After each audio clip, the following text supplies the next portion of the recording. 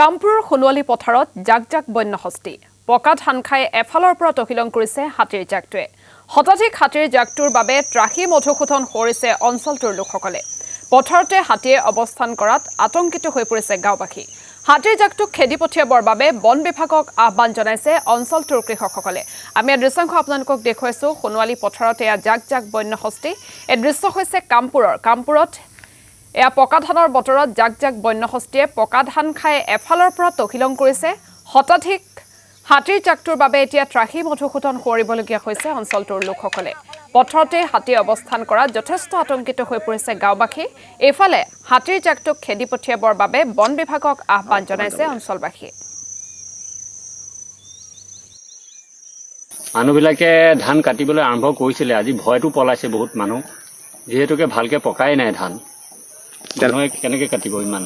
এতিয়ালৈকে অহা নাই বন বিভাগৰ লোক সেইকাৰণে তেওঁলোক সোনকালে আহি পেলাই আমাৰ এইখিনি ব্যৱস্থা কৰিব লাগে হাতীখিনি ক'লৈ নিৰাপদ স্থানলৈ লৈ যাওক মানুহবিলাক